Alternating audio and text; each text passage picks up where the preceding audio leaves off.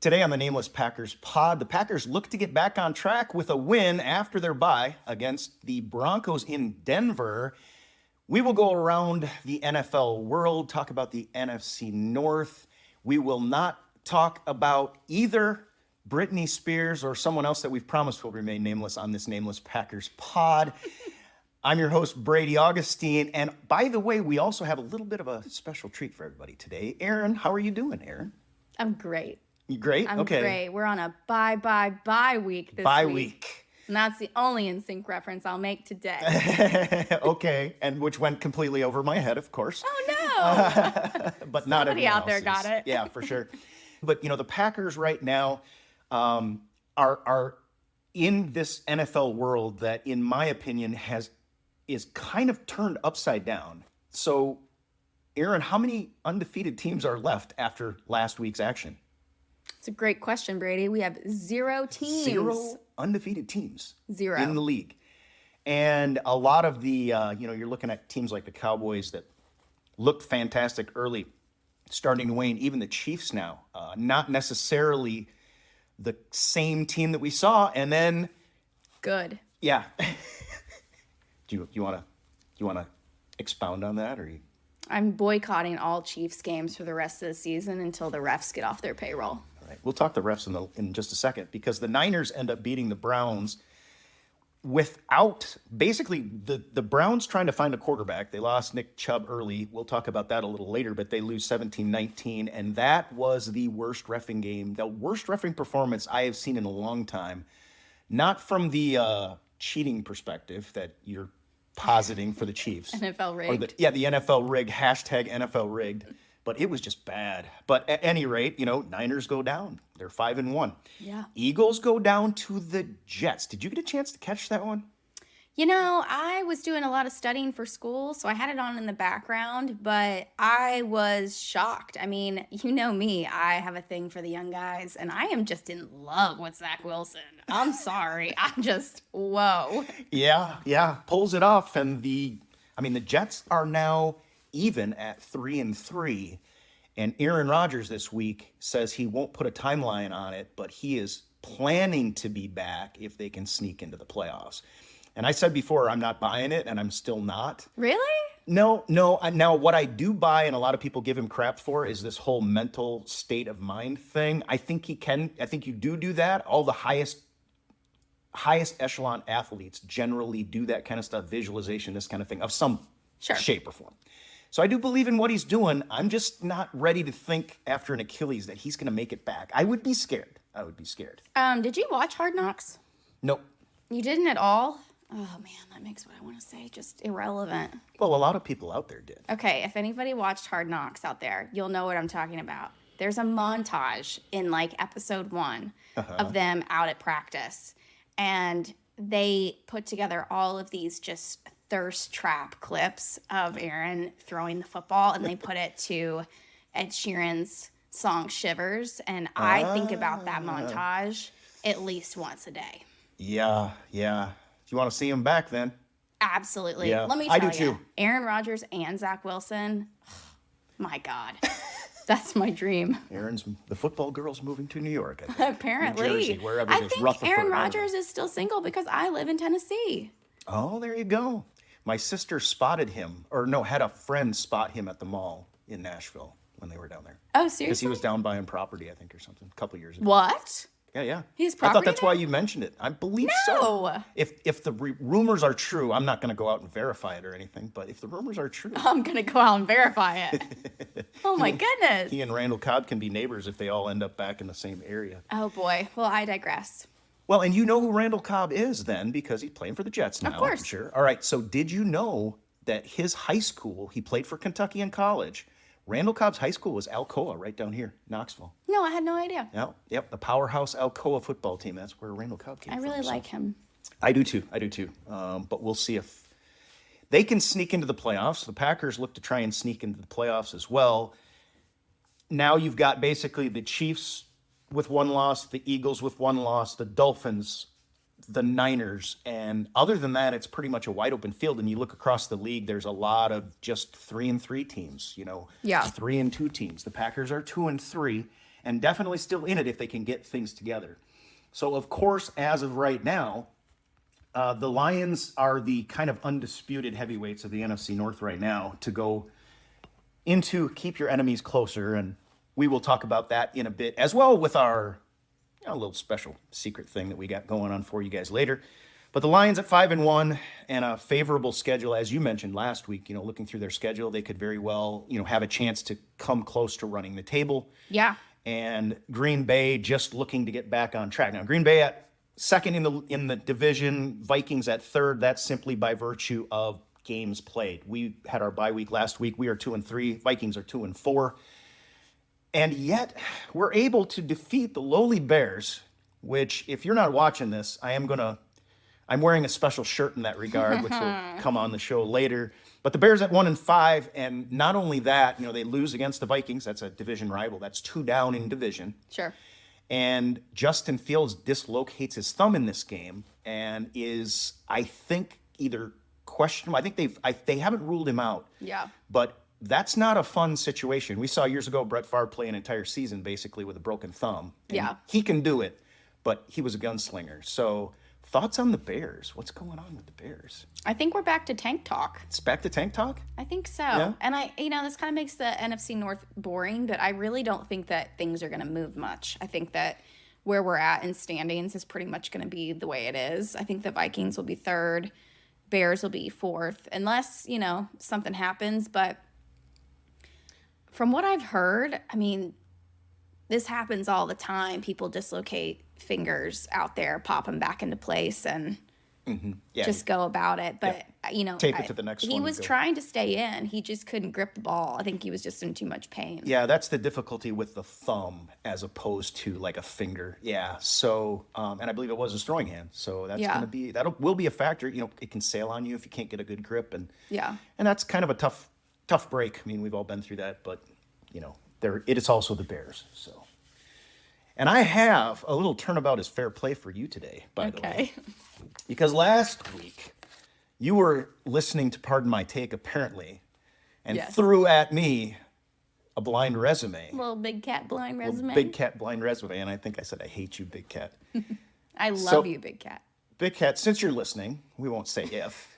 We'll use the first class conditional. Since you're listening, just wait till the end of the podcast and you'll know what t-shirt I'm wearing. All right. But blind resume. So Big Cat can do numbers. I can do numbers too. Sure. I know he apparently went to UW-Madison.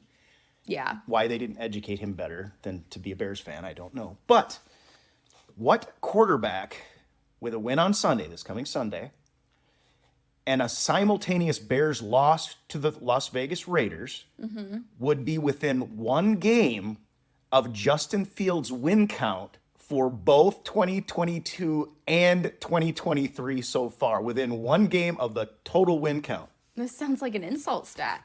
It is. It's a Big Cat insult stat. It's got to be Jordan Love. It's got to be Jordan Love. Yeah, Bears won 3 last year. They've won 1 this season. The Packers can get to 3, and he'll have 75% of the wins that Fields has had in the last 2 years. I just had to rub it in. Oh, gosh. This is something that's just you're born with, I guess. You just have this, innate hatred for the Bears, don't you? Yeah, I'm a Wisconsin boy. And also an educated man. Yeah. Apparently. We're throwing a lot of shade. Shots fired, Big Cat. So many we shots need to fired. get, he needs to have us come on. I think that you could be the intermediary. I would love it. I think that I've clocked enough hours of listening to Big Cat and Pardon My Take that I could probably speak as an expert, but I think he would probably say something like, you can't hurt somebody who's already dead. Shots fired, that doesn't really do much for a corpse, to shoot into somebody that's already dead. Yeah. He's been dead for a while. I'm trying to think if I've ever actually, I was a hunter, so there is no satisfaction perhaps in that. And yet we're both in the middle and the bottom of this division right now. Yeah. So you got to find something to entertain the masses at this point, I think. So well, I said it could be boring. It could be a boring in the NFC North. And hopefully that will be, for Packers fans, a big win against Denver.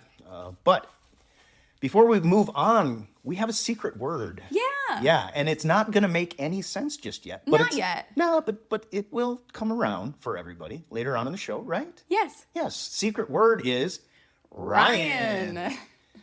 And so, but guys, if you are listening to the podcast and you want to ask us anything, we won't have that segment this week because we have a special guest. But you can continue to message us at namelesspackerspod@gmail.com. Please keep sending them in. We will definitely keep them. And generally speaking, we probably can take more than one too. I mean, we won't be able to take all of them necessarily, but we have had one at a time so far. Keep bringing on the comments. And in the meantime, Aaron, why don't we bring out a special guest? How does that sound? That sounds great. Okay, well, let me introduce someone who probably for most of our listeners needs no introduction. Ryan and I have worked together before on a post-game show. We called it Packer Nation Post-Game 1, which, Ryan, we probably should do again. I think I introduced you during the very first time I introduced you, I said, the man who hates his alarm clock but loves his kids, because you were like getting up at 3:00 in the morning at the time. But everybody, welcome in Ryan Schlipp. Ryan, how are you doing? And are you getting any sleep? I'm doing good. I'm getting a little bit more sleep. I'm recording in the afternoons now, so I'm not putting myself through that level of hell. But yes. No, things are going good. Good. And the network is going well. I noticed it's growing. So. Yeah, no, everything's going good. I mean, obviously things would be better if the Packers would win a few more games, but the interest kind of wanes as people start to lose. But you still get the angry fans that want to tune in and scream and yell and rant and rave. So we're going strong. All right. Well, between you, me, and Aaron, I think we can safely say we're going to solve the entire team's problems anyway in this next few minutes. So, yeah. Well, let me throw a few questions at you. I know. There's been a lot of talk, and we've talked about it, and I'm sure you've talked about it, about the offensive identity of this team. And to be honest, I've kind of changed my mind, but what is your take on that offensive identity? How can we get it? Who is responsible for it, and where should it come from? Well, that's tough, because one of the things I've been talking about a lot, and people, I've got a call-in show as well. People want to call in and say, well, we should be doing this, we should do that. But my whole thing is, like, tell me one thing we're doing right now. Like, what could possibly be our bread and butter? Because there's not a single thing that's working. So it's hard to figure out exactly what the identity should be. I am kind of on an island right now in terms of my thoughts on the team, which is, I think schematically things are going well, which is not a popular opinion. Right. But the execution is just not there. Okay. So I think ultimately it's going to fall on Jordan Love to settle down, get comfortable, and he needs to kind of figure out what he can do. Because when he settles in, then we can kind of narrow in and say, okay, let's focus on this, let's focus on that. But right now, I just don't think anything's working. Very good. I'll swing back to that one later on too. But I will say this to you, Ryan. We do have an answer for you. Aaron has an answer to what is right with the Green Bay Packers. Oh, good. That she called out before the season began. And so, Aaron, why don't you tell him what's right? Make Ryan feel a little better. About what's right with this. Listen, we have an all-star kicker, and his name is Anders Carlson. And he's my guy. He is my guy. Okay, I've been riding on that train since the very beginning. So we lose no more games as long as every single last game comes down to an Anders Carlson walk-off. Well, you said before we started we were going to figure all this out, and I think we got the first one checked off. The identity of the team is kicking field goals. Absolutely. I guess I've got the next question. So this being the bye week is oftentimes a time for self-scout, really take a look at how things have been going so far and things that can be improved. What do you make of the defense? And what is one word that you would use to describe their performance thus far? And please let us know if we're going to have to bleep it out. No, I'm pretty good at that. I'm going to use some hyphens for my one word. I'm just going to say under the radar. Okay. I think I think with the offensive performance dipping as far as it has, it's kind of, helped the defense not be in the crosshairs quite as much. And when people look at the score totals, it's like, oh, it looks like the defense is actually doing a really good job. I think the defense is at best pretty mediocre. I think, the scoring right now, it's like teams are scoring like 17 points a game. So you look at the Packers giving up only 17 points. It's like, oh, wow, they're amazing. It's like, well, that's pretty standard, actually. That's what everybody's doing. All the metrics, they're pretty mediocre, and I think they play down to their opponent. I mean, we played one of the worst offenses in football and got a pretty positive result. I mean, congratulations. I don't really expect anything dominant from the Packers moving forward. I think they're going to continue to play down. You face a team that's good at running the ball, I think they're going to run the ball well. You face a team that's good at throwing the ball, they're probably going to throw the ball well. I hope that changes. We had some positive results after the bye last week. But I am in I will believe it when I see it mode. So not a huge believer in the defense, but again, with the offensive struggles, I feel like they're not our biggest problem right now, so they get a pass for a little while. Okay, so you're give them a little bit of a break. Do you consider it more we'll stop scheme? picking on them for a little bit. Yeah. Do you consider it more scheme? I mean, we've got all of these first-round picks, or the injury situation with no Stokes, or what? Can you put your finger on any of that? I'm asking a follow-up here. This was unexpected. Yeah, I mean, I'm sure it's a blend of scheme and execution. And I think for a while I was kind of hammering on, it's not necessarily Joe Barry's fault, but after all this time, I mean, there's just too many problems going on. And then you can see the things getting pointed out about why are we in this formation, in this situation? Why is he covering that guy? Why is this? Why is that? And the answers are never satisfactory. I know sometimes you can't give satisfactory answers, but it's always the same. We got to do something. We got to do better. And, I mean, at the end of the day, that's your job. Number one, to get these guys prepared, and they're not. And number two, to make sure that they're in the best situation to succeed. And it seems like consistently they are not. So I'm of the opinion that he won't be back next year.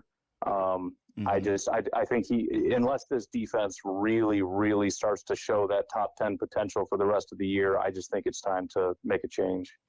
Yeah, from my standpoint, like even Matt LaFleur might be making a change just to save his own job at some point here. Okay. Yeah, no, I mean, and I think that's true, because I think, he's the one that probably put his name on the line and his reputation on the line by sticking his neck out for Joe Barry and bringing him back again. And that's not good for him and for what he brings to the Packers. So, yeah, I mean, if you're going to do that, that's a mark against you. So I think you're right. I think he's going to need to, you don't want to have the guys from up above say, I know this isn't my job, but I'm usurping your role and taking that responsibility away from you and doing that for you, because that's not going to reflect really positively on your ability as a head coach.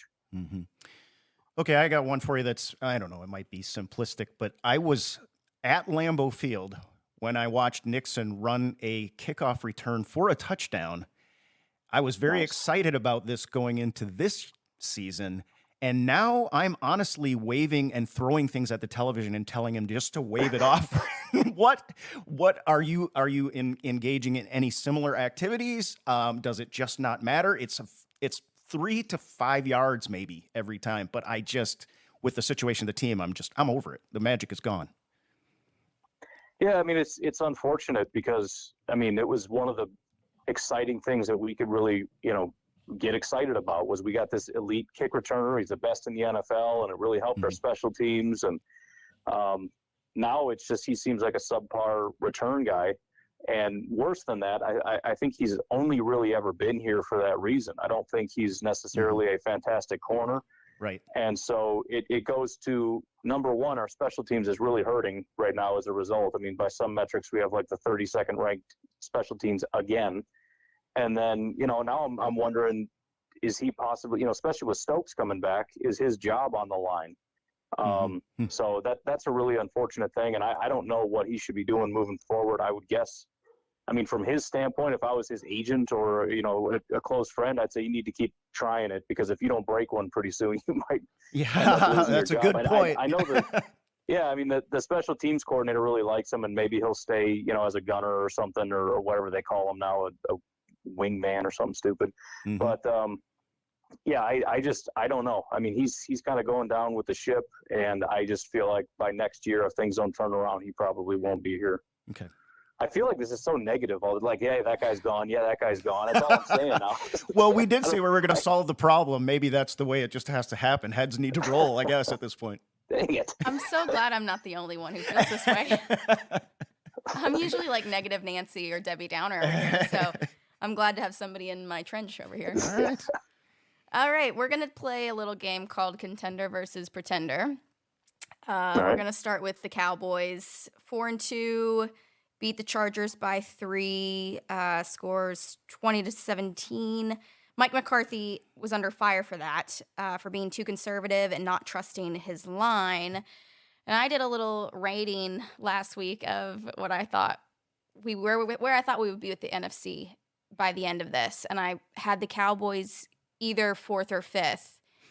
And then they got blown out by the 49ers.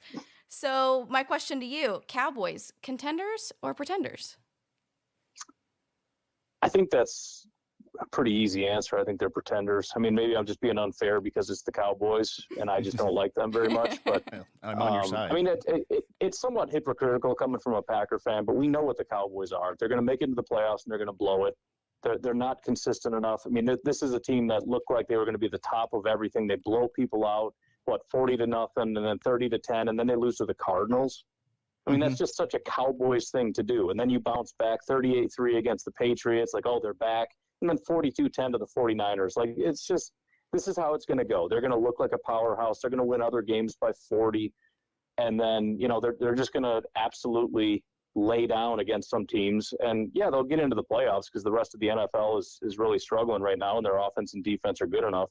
But are they going to make a run? I seriously doubt that they're going to be good enough for long enough, consistently enough to even get in the Super Bowl, much less win it. Let me quick throw in a follow-up since we're both very familiar with Mike McCarthy. Do you think Mike McCarthy has a part in that answer that you have? It's possible. I mean, they look a lot like the Packers team we've seen all along. I mean, you win 40-0 and then start losing some random teams. You have a great record. You get into the playoffs, and then you just get smoked, and the media just criticizes you as being, a joke. How much of that do you think could be fixed if Jerry Jones goes away? I don't know. You so threw that one in. Yeah. Yeah, I don't know. I mean, it is interesting to think how much power he has. I know sometimes they kind of usurp him and kind of take some of that away from him. Like, I know he wanted Johnny Manziel. The rumor is, and they ripped the card out of his hand and went and got a tackle who ended up was a great football player. But, I mean, look, I think owners across the board are just awful. They're not football guys. They don't know what they're doing. And the more powerful the owner is, the worse the team is going to be. So, I think if you could replace him with somebody that is actually a football guy that can take control of things, I think it's only going to get better. I agree. Speaking of bad ownership, the Commanders, Snyder is gone. We have new owners in Washington. And they are 3-3 on the season so far, but they are in the East. What do you think? Are they contenders or pretenders? No, I'm not buying Washington. I don't think they've beat a single good team. They lost to the Bears by 20 points, which right away pretty much disqualifies you from being a blight. I hope that doesn't happen to us, but I'm just saying I don't think that you can be qualified at that point. So yeah, I mean they get to play the Giants, so that'll be a couple wins for them. And but yeah, I don't think that they're. I feel like Washington is the same team every year. I mean, usually their defense is better, but they're always just kind of there. They're kind of irrelevant. They're not bad. They're kind of middle of the road. It's not a guaranteed win, but they're never going to do anything. So I feel like they are in contention for one of the most irrelevant teams in football. Oh, I hate that. Is that a bad answer? It makes me so sad. No, that's a very realistic answer. You were hoping for like a bounce back? Well, I follow some guys who are big Commanders fans, and actually it's good. It's good for me because then it keeps their content relevant if their team sucks. Yeah. You got the Commanders and the Bears on that. It's kind of like the Packers losing when you're trying to do a podcast. Kind of. Seahawks are 3-2, have some offensive weapons with the expanded playoffs. And they are in the West. And you got to consider that they beat the Lions. They're the only loss that the Lions have. Are they contenders or pretenders? Contenders for the playoffs, yes. Are they serious players beyond that? I'm not so sure. I will say I'm impressed with Seattle's ability to be as good as they are with the complete lack of talent that they have. I know they got the wide receivers and whatnot, but I mean, you got Geno Smith with a couple wide receivers, no offensive line, no real run game, and nobody on defense that's worth anything. And they're one of the best teams in the NFC somehow. I don't know how they're doing it, but no, I expect that they'll probably get into the playoffs, kind of similar to Dallas. But I just don't think that they're good enough to go up against teams like the 49ers or the Philadelphia Eagles and actually compete. So that they'll be, I don't even want to say necessarily Lions tier, but they're kind of that second tier playoff team that isn't really a serious contender. Yeah, I have them in between the Lions and the Cowboys. Yeah, that feels right. So the Lions, talk about the Lions, 5-1. Dan Campbell is the man. But they played Bites kneecap. But they played the See, Chiefs. she's an evil genius. What did you just say? Dan Campbell's the man. How dare you? He is gritty. So you think about week 1, they played the Chiefs. They beat the Chiefs. But a lot of people were saying that had an asterisk on it because Kelsey and Jones were out. They beat them by 1 point. They lost to the Seahawks, like I said just a few minutes ago. What do you think about the Lions? Contenders or pretenders? I wish I could say pretenders, but that's just being completely unfair. I mean, they ended last year winning, 8 out of their last 10, and then they start winning 5 out of 6. I mean, that's about as good of anybody's record as is going right now. I think they have the best record in the NFL, or tied for. That's like the reverse of the Bears record almost. It's almost that good of a streak. It's exactly. I do put an asterisk on the Chiefs game 100%. I mean, that they played horribly in that game. Mm-hmm. They were missing their 2 best players. It was a complete disaster, and they only won by 1 point. There's no way you run that back, they win that, but they're still going to win comfortably the next 4 in a row. And they have won all 4 of those games by a huge margin. 20-6, 34-20, 42-24, and 20-6. It hasn't even been close. So I wish I could say they're pretenders or not for real. There's definitely question marks as far as their roster is concerned. I'm shocked that their defense has been as good as it is because they don't really have a lot of top tier players outside of Aiden Hutchinson. Mm-hmm. So I mean, unfortunately, thanks to their head coach, who's a friggin' weirdo, he's got this team playing. He's got this team playing pretty strong. So do I put them necessarily in the Super Bowl contention category? Not necessarily, but they're probably like next in line. They would probably be like number 3-ish, unfortunately. Hey, I just want to throw in, number one, I 100% agree with you on not expecting that defense to be playing at that kind of a level that they are. And the other thing to me is, you look around the league, and this is the team that I think is least likely to watch their quarterback go down due to injury. I mean, they are protecting their quarterback. Yeah, right. True. I just had a thought and then I lost it. Oh, no. Oh, do you think we could have a 49ers Lions NFC championship? Could, yes. Unfortunately, I mean, it's not that big of a stretch. I mean, obviously the number one that people would assume would be 49ers, Eagles, but even the Eagles right now, I don't know. I mean, their offense the last couple of weeks hasn't been great. Their defense, I think, is 16th. So that kind of shocked me when I saw that the other day. So, I mean, if the Lions keep rolling like this, I mean, then the 49ers had a pretty bad loss last week, I think it was. So it's not out of the question. It makes me sick to think about, but I certainly think it's possible. Makes me sick that I didn't put the Eagles on this list, because I think the same thing. They're not playing up to this. They're not playing up to the billing at this point. No, I think the Lions can bypass them.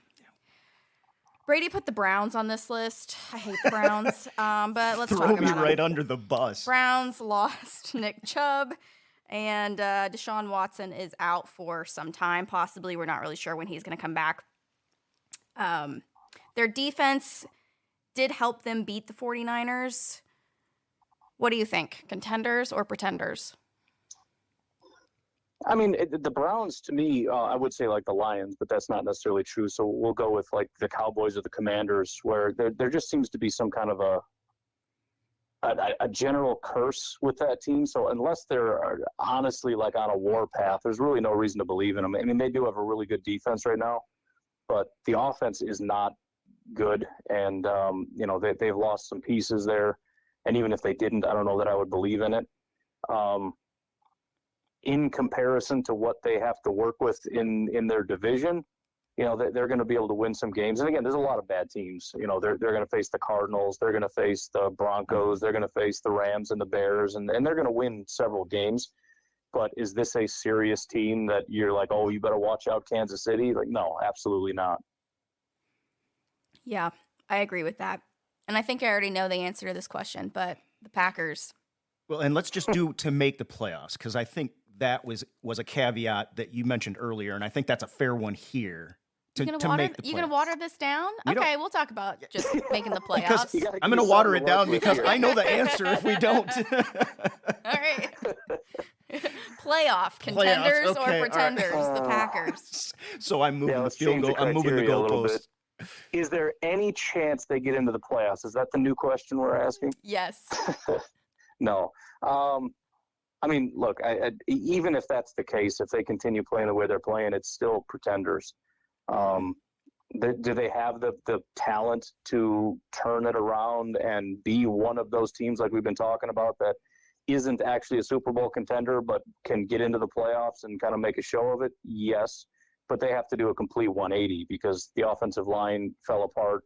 The quarterback has plummeted the last couple of weeks to being bottom of the league.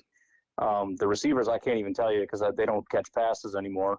And again, I think the defense is just very mediocre. So, I mean, there is more than enough talent, but they're so far from putting it together right now that until they show something, which hopefully this week they'll kind of put something on film, until they show something, that there's no other answer other than pretenders.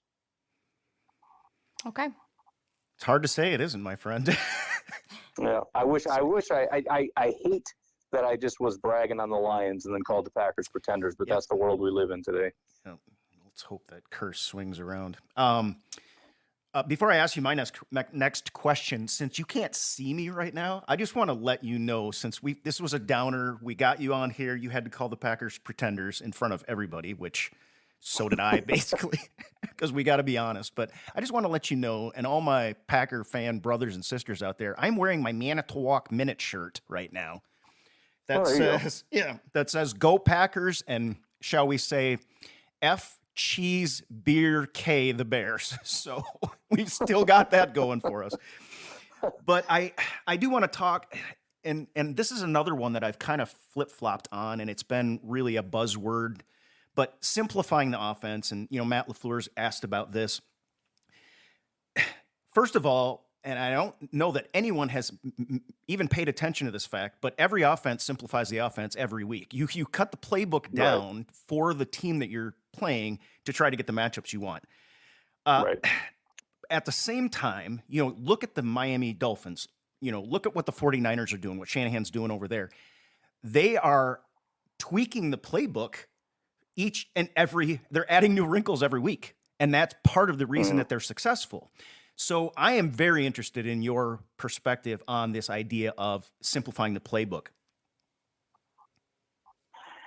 Well, I mean, as far as the wrinkles, I mean, again, my whole issue, and I do have an overall answer, I guess, but my overall issue with just sort of this line of thinking is, again, my perspective is the play calling is working. They're just not executing. I went back and watched, and it's like somebody's always open.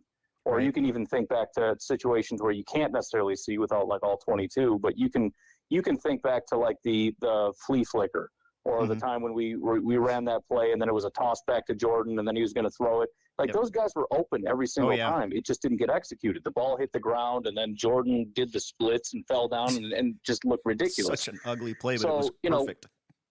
Those are wrinkles. And it wasn't executed. And then there's more simplified things, and those aren't. We can't throw screen passes or throw to our running back in the flat because the running back is running too flat or too far down the field, or the ball hits him in the feet, or, I mean, it's hard to say as far as execution and simplifying and all that goes, how to fix it when what we're doing is working. It's just not being executed. What I would say, though, if we're going to talk about simplifying, the only thing that comes to mind is with Aaron Jones coming back, we have to try to lean on him. You can't expect him to win games for you. Anybody that tries to win with just a running back probably isn't going to get very far. But just in terms of getting into a rhythm and trying to trust somebody to do the right thing at the right time and be able to make plays, I think he's the guy. And I want to try to get the ball in his hands early and often and just see if I can kind of spark something.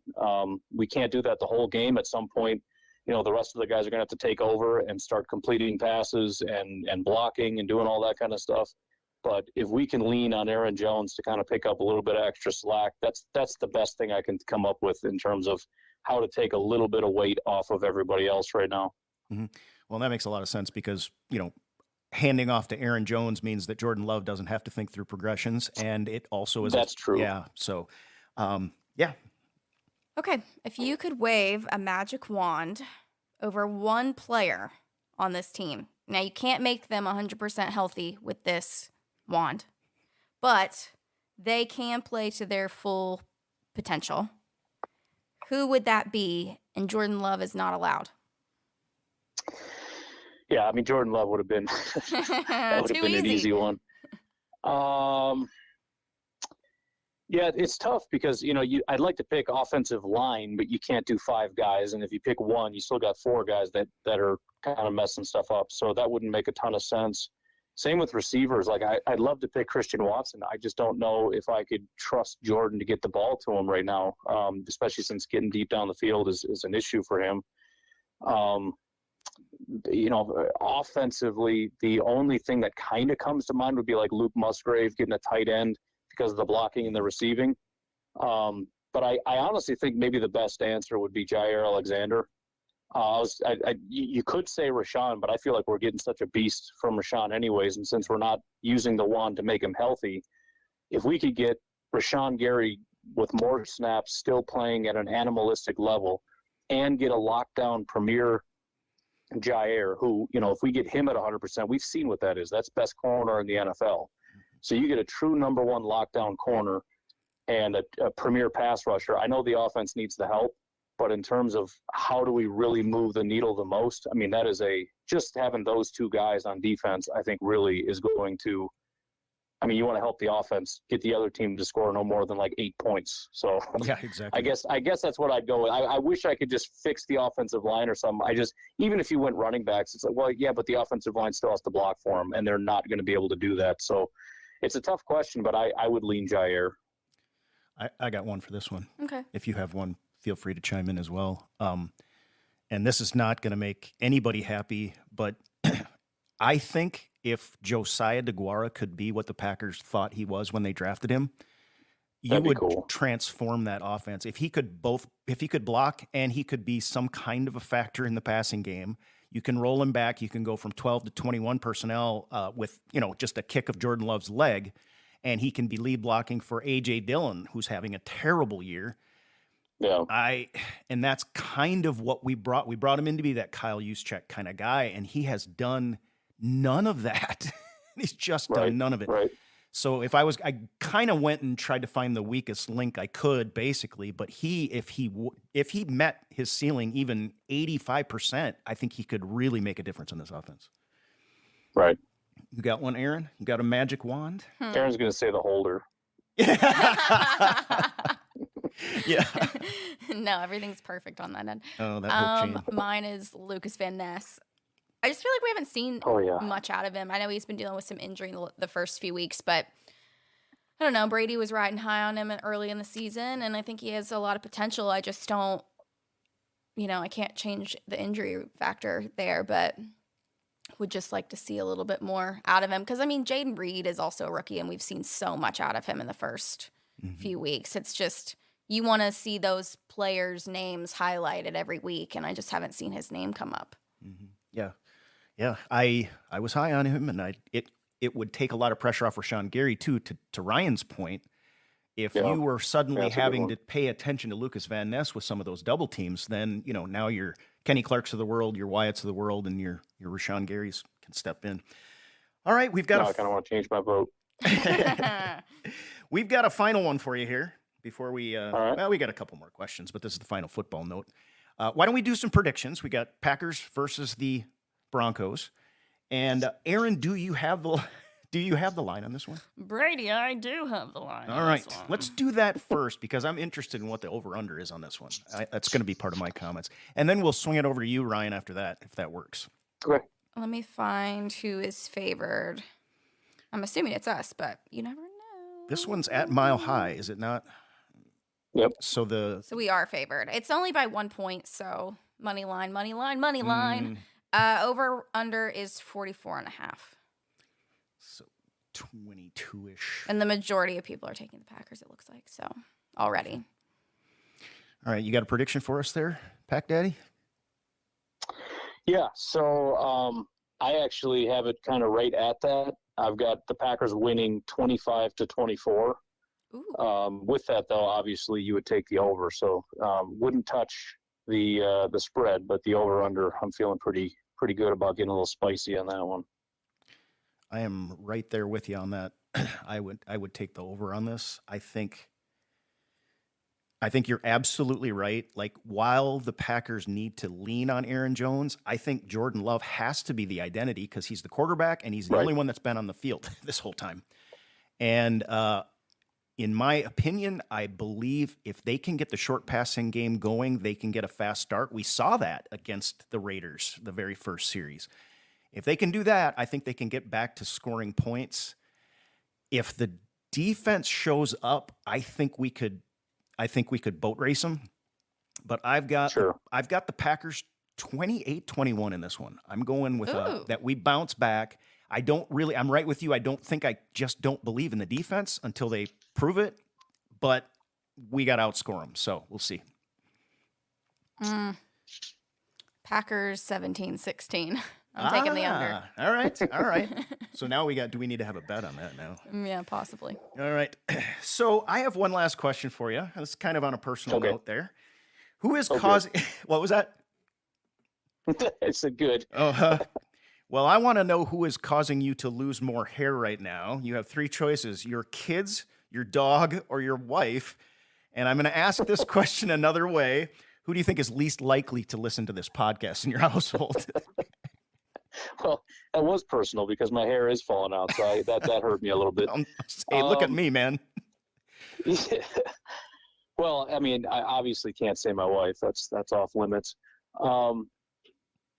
I mean, the dog is kind of a nut. He kind of drives me nuts, but it's more entertaining if I say the kids, and it's also probably more true. Okay, do I have to pick a kid, or can I just put them in a category? Well, now you do. Okay. Well, I can't pick my middle daughter because she's the most emotional one, and she would never forgive me. So we'll leave her off the list. The son is, I mean, he's Mr. Obedient Rule follower, so I can't pick him. I think the easiest would be to go with the 3-year-old because she can barely speak English anyway. She doesn't know what's going on. So, plus she draws on stuff. She draws on what she did the other day. She's like the biggest girly girl of all my kids. Mm-hmm. And so she's got dresses and all this stuff. She found my wife's makeup when I was supposed to be watching her, but I maybe kind of dropped the ball a little bit. She went and found a lip balm or whatever, and she started putting it on her eyelids. She comes out and she wanted to show me how beautiful she looked with her sparkly eyes. Unfortunately, she didn't get it in her eyes. She did look nice, but I almost got in trouble for that one. I had to wipe that off. So yeah, she's kind of a little bit to handle. So I would go with the little one. Ooh, been there, done that. Not that I have kids, but I'm remembering. Your eyelids I'm before? remembering being the With the lip 3-year-old. balm. Yeah, is she your youngest? She is, yeah. Gosh, be ready. She's gonna bring so many stray animals home. Oh yeah. Well, that Like was all that was through the her oldest one. 30s She's too. just getting out of that phase now. Now that the oldest one is having to take on responsibility, she's not digging it as much. Yeah. But yeah, now the younger ones are going to start wanting animals, and it's going to be a disaster. Oh, just be ready to not be able to travel when you retire. Because I'm the youngest child, and I'm still single, and in my 30s, and I drop off animals to my parents' house now. Still, like you wouldn't believe. And I am the biggest fake tough guy in the world, because every single time my answer is no, and every single time that animal ends up living in our house. We got a stray cat that basically lives here. Sure. Our neighbors don't like us because they think it's our cat, because my wife tells people it is, because she doesn't want the cat to end up going to some place. So we got to take care of this stray cat. I got a dog. I got a rabbit. Like there's animals everywhere, and I'm never going to be able to say no. Oh, that's great. Well, Ryan, I'm supposed to have one last question for you, and that is, where can we find you? But now, after you've answered our former question, I think I know where I can find you. It's going to be down in the basement bathroom, taping yourself into a cardboard box or something like that at this point. I'm hiding. But yeah, tell everybody where you can be found. Yeah, so I mean, if you listen to the podcast, which you are, you can find us on Packernet Podcast. There is a YouTube channel that I neglect, same name, Packernet Podcast. Mm-hmm. Otherwise, I'm on Twitter, X, whatever it's called, Pack_Daddy, and that's about it. All right, man. Yeah, everybody, check him out, Ryan Schlipp, the Pack Daddy. And Ryan, just want to say thank you so much for joining us. This has been a pleasure. I really enjoy it. I wish I got a chance to come up and visit you this year. Maybe we'll be able to do that again soon. Yeah, it was a lot of fun, man. You should definitely do that. And I appreciate you guys reaching out. I'm excited for you. It looks like you guys got a pretty good thing. I was kind of upset when I saw your setup. I was like, man, I've been doing this for like 7 years and you're already ahead of me. That's not fair. It's PVC, so, it's... Yeah, well, I'm inept, so... All right, man. We will let you go. Thank you so much. Thank you. All right. Yep. Take it easy. All right. Bye-bye. Bye. Well, a big thanks to Ryan. He's a really good dude. He's great to talk to, isn't he? Yeah. Yeah. All right. Well, that will do it for us, folks. Please check us out on all your podcasting platforms. We are the Nameless Packers Podcast. Send in your Ask Us Anything questions, and we will catch you next time on the Nameless Packers Pod. Go Pack. Go Pack.